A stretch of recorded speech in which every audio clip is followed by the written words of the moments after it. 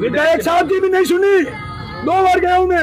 हम क्या नागरिक नहीं है क्या है? हम आप क्या समझते हो हमको? लेकिन मैं उनको गालियाँ भी नहीं देती, मैं तो यही कहती भगवान को बोलूँ वो ऊपर सुखी रहे, मेरे बेटे और बच्चे में यहाँ 3 साल और सहन कर लेंगे, क्या करोगे? मरोगे, हो जाएंगे, मर जाएंगे। तो आयुक्त साहब दादागिरी करके गए। अगर इनको एक घर में मेरे एक आदमी कट्टा खा जाता तो आप लोग क्या करते? मेरी फैमिली रुलती। बारिश सबकी आएगी, ये देखिए दुकानें यहाँ तक पहुँच गए हैं। बाहरी जैसलमेर की जनता जो अपन कह रहे ना शांति से बैठी है, उनको लग रहा है कि हमारा नहीं, हमारा इसमें क्या रोल है? ये भाई विक्रम जी की चूड़ा के परिवार का मामला है। मैं ये याद रखिए मेरे शब्द, सबकी बारी आएगी। जिस तरह का ये राज है, तानाशाही रवैया है जैसलमेर जिले में, आज ये है वो टेंट खिंचा हुआ है, लखा में टेंट खिंचा हुआ है, बारी सबकी आएगी। ये देखिए और ये देखते रहिए, क्योंकि जब किसी की सुनवाई नहीं, मतलब आप परमिशन के बाद आपके साथ ये हाल हो रहे, कोई जवाबदेही नहीं, कोई नोटिस नहीं, ये राज नहीं है। मैं तो याद करे, ये राज है क्या? तो क्या है? डबल इंजन सरकार की बात कर रहे हो। आज इनको देखिए को महिला आपने, मतलब हमें यूँ अंदर से कि आज राज कांग्रेस के भी राज रहे हैं। इस तरह प्रताड़ित होकर कभी सड़कों में आपने वीडियोस लेके नहीं आए हैं। गलत सही लोग बैठे थे रोजी करने से, आज एक व्यक्ति नाराज हुआ, उनके थे, मैंने हटने नहीं दिए, क्रॉस करके गए थे। यही कमिश्नर था कांग्रेस के राज में, गोपा चौक में क्रॉस करके गए थे। हमने वो गाड़े राज कांग्रेस राज में नहीं हटने दिए कि 10 साल 15 साल 20 साल से वो वहां पर उन गाड़ों के माध्यम से रोजगार था उनका। कांग्रेस के राज में भी क्रॉस किए थे, यही कमिश्नर साहब थे। हमने कॉल करके वो कुछ भी नहीं हटने दिया था। आपके मीडिया में से एक बंधु था, उन्होंने मुझे कॉल किया था, वो भी अभी यहाँ ले रहे थे, आज उनको बुरा लग रहा है। उन्होंने ही हमें कहा था और हमने वो सारे क्रॉस में एक भी इंच किसी को हटने नहीं दिया था, क्योंकि उनके परिवार की रोजी थी, जो 40 साल से रोजगार कर रहे थे, वो लोग वहां से हटे हैं। गोपा चौक से शुरुआत हुई, अमर सागर प्रोल के बाहर दुकानें, बस स्टैंड के नाम पे आप उनको व्यवस्थित करके करो। हम मान रहे अगर कोई प्लान है तो, आप कोई जवाबदेही नहीं, आप रात को बुलडोजर चला देते हो, आज यहाँ भी कोई आप नोटिस नहीं। अब किसके पास जाएं? जनप्रतिनिधियों से इनके वर्तमान सरकार में उम्मीद है। प्रशासन जो है कि पता नहीं क्या है कि तो हर जगह ही धरने प्रदर्शन हो रहे हैं।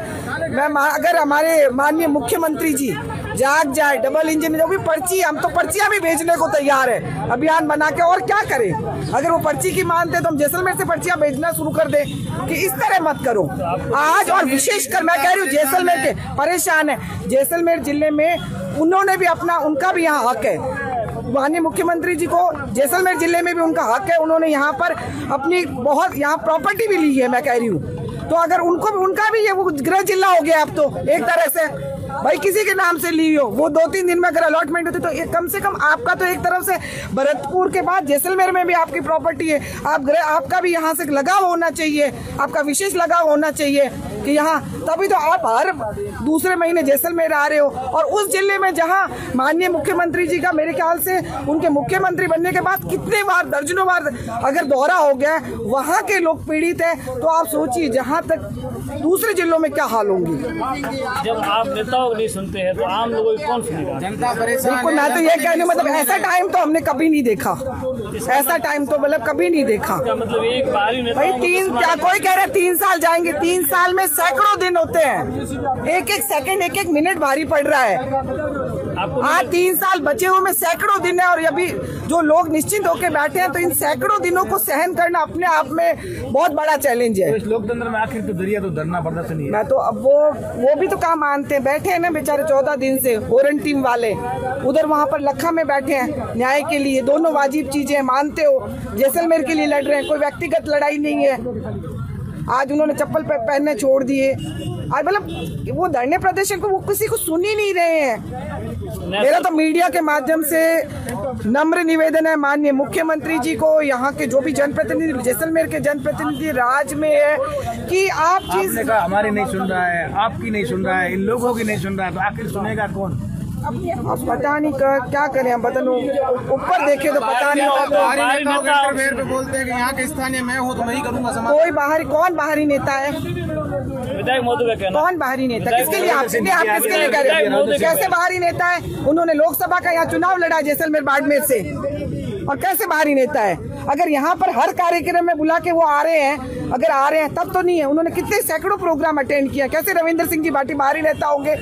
वो लोकसभा प्रत्याशी थे, और उनको कितने वोट मिले हैं, तीनों चुनाव में जोड़ के भी नहीं मिले होंगे उतने उन्होंने वोट लिए हैं। कहाँ के हम भी जाते हैं, आरोप भी नहीं, मैं कह रही हूँ, मैं भी अगर जाते हैं, हम भी जाते हैं, कई जिलों में हमें जाने का मौका मिलता है जब कोई ऐसे धरने प्रदर्शन होते हैं। मैं गई हूँ बाड़मेर से लेके, पाली से लेके, हमने कई जोधपुर से लेके, कई बार हम कई जिलों में गए हैं, तो हमें वो कहेंगे नहीं आप बाहर ही मत आओ, ये कैसे हो सकता है? और जिसमें वो तो लोकसभा प्रत्याशी, आप सवाल ये क्यों पूछ रहे हो, मुझे ये नहीं समझ आया। आपको याद है कि जो निर्दलीय आप पूछ रहे हो तो आपको याद होना चाहिए कि रविंद्र सिंह जी भाटी साहब यहाँ के हमारे जैसलमेर बाड़मेर से निर्दलीय चुनाव लड़े हैं और उनकी कोई जमानत वगैरह जब्त नहीं हुई, उन्होंने वोट हासिल किया, वो वोट का आंकड़ा भी देख लो कैसे बाहर हो सकते हैं। और जैसलमेर जिले में तो वो आगे और रहे हैं, जैसलमेर जिले में उनको आगे और रखा है, मोदी जी को आगे नहीं रखा है, भाजपा को आगे नहीं रखा है जैसलमेर वालों ने, तो उनका हक बनता है, जिन लोगों ने उनके साथ वोट दिए उनके दुख सुख में आना उनका अधिकार है। क्या कहेंगे, लोकसभा चुनाव में कांग्रेस उम्मीदवार की भी विजय हुई लेकिन वो कहीं कहीं धरना प्रदर्शन पर नहीं दिखते, क्या कहेंगे उम्मीदवार राम बेनीवाल को लेकर?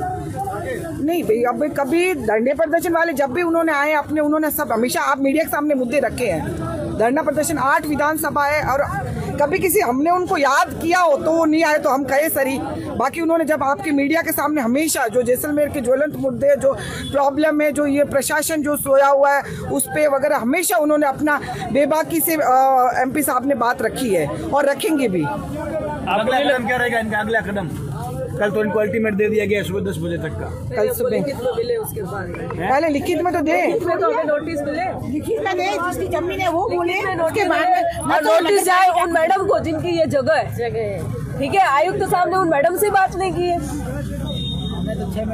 कह दिया और एकदम बेहोश हो गए। ये अगर अटैक आता तो क्या होता, कितना टाइम लगता है, बात कैसे होती है? अंजना जी ने भी की, अच्छी तरह से बात की है, ऐसे इनको धक्का दे दिया और एकदम से बेहोश हो गए। 5 मिनट तक नहीं चले गए हैं। एक बात मैंने उनको बोल दिया है, मैंने उनको भी बोल दिया है, अगर इनको एक घर में मेरे एक आदमी को अटैक आ जाता तो आप लोग क्या करते? मेरी फैमिली रुलती ये मेले के पीछे, जबकि आपका मेला नहीं है, नगर पालिका की जमीन नहीं है, तो आज मेरी तो फैमिली रुल जाती ना। मैं तो 70 बरस की माँ इसके पीछे रुल जाती, मेरे पोते पोती रुल जाते, उनका कौन करता है? अर्चना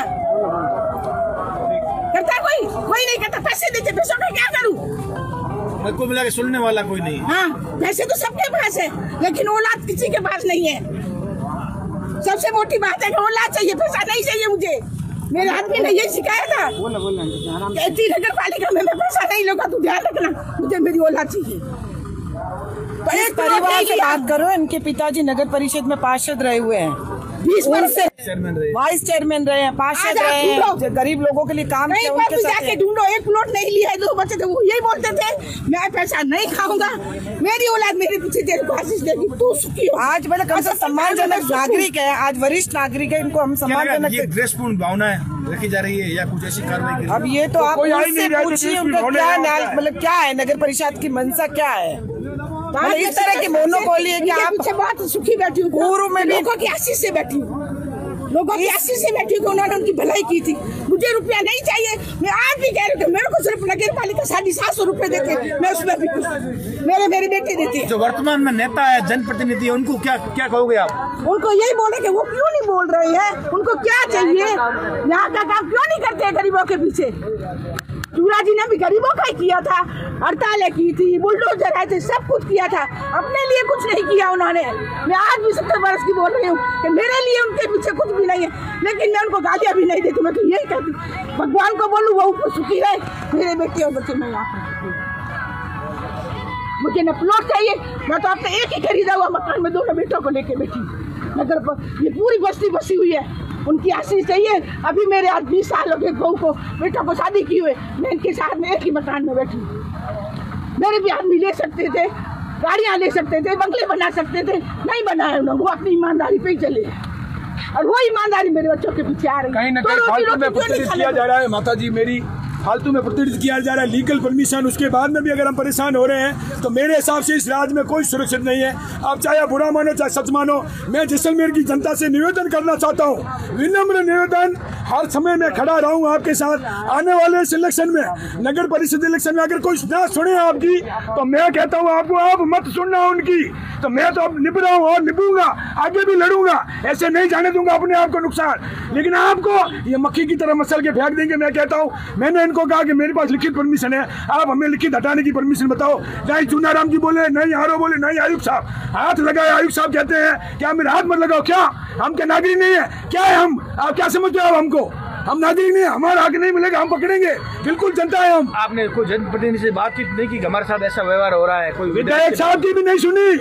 2 बार गया हूँ मैं, 2 बार रात को 10 बजे। अगर विधायक साहब भी सुन रहे हो तो मैं अभी ब्राह्मण हूँ, आपने उनके सामने कहा है क्या मेरे लिए पूछनी है? क्यों हटाना चाहती है? वो उनको पूछिए आप, ये मीडिया अब आओ अपने आप पर, अब मीडिया पूछे उन्हें क्या अगर उनके पास लीगल परमिशन है तो आप क्या हटा रहे हो? ये संपत्ति सरकारी है, बिल्कुल प्राइवेट है, निजी संपत्ति है, लिखित परमिशन है, कोई इसमें नहीं है। उनका फोन तक नहीं उठाया एक सामने रेणुका भाटी जी का, वो प्राइवेट है। आप नोटिस उन्हें दीजिए, हम तो उनके किराएदार हैं। अगर गलती होती है मकान मालिक को नोटिस देते हैं। उन्होंने कहा मेरे को कुछ नहीं कहा है, रेणुका जी ने कहा, तो हमें क्या परेशान किया जा रहा है? और आयुक्त साहब दादागिरी करके गए। आम आदमी के साथ अगर यही होना है तो धन्यवाद है उन सरकारों को। हमें इसी तरह परेशान किए जाओ, 3 साल और सहन कर लेंगे। क्या करोगे? मारोगे? हो जाएंगे, मर जाएंगे। 2 साल सहन किए, भूख मरी में, कोरोना में, 2 साल और निकाल लेंगे मर के। हटाने से क्या होगा? नुकसान होगा, मरेंगे नहीं। संपन्न है, 2 भाई हैं, 10,000 हाजिरी भी कर लेंगे। लेकिन किसी की नहीं सुनी। हमारे साथ कोई है चाहे नहीं है, लेकिन हमने नेताओं को कहा, उन्होंने फोन किए। ऐसा नहीं है किसी को नहीं कहा, सुनेंगे नहीं। अब ये देखो अंजना जी यहाँ पर है, अमरदीन जी से हमने फोन कराया और उम्मीदवार राम जी से कहा, सभी से कहा, लेकिन हमारी कोई नहीं, कांग्रेस का उनके नजरों में कोई वैल्यू नहीं अभी। क्या हमारा विपक्ष नहीं, हमने नहीं चाहा आपको कभी। हर आदमी की हमने सुनी है। अगर ट्रेस कांग्रेस के थ्रू हमारे साथ निकाली जा रही है तो आपको लग रहा है तो आप तोड़िए, इनको हटा दीजिए। मेरी माता जी हम चला देंगे, लेकिन ये मैं जरूर कहना चाहूँगा जैसलमेर की जनता को मीडिया के जरिए कि आने वाले समय में सबकी बारी आएगी, नहीं सुधरे सबकी बारी तो भैया मैं तो निभ लिया। आएगी।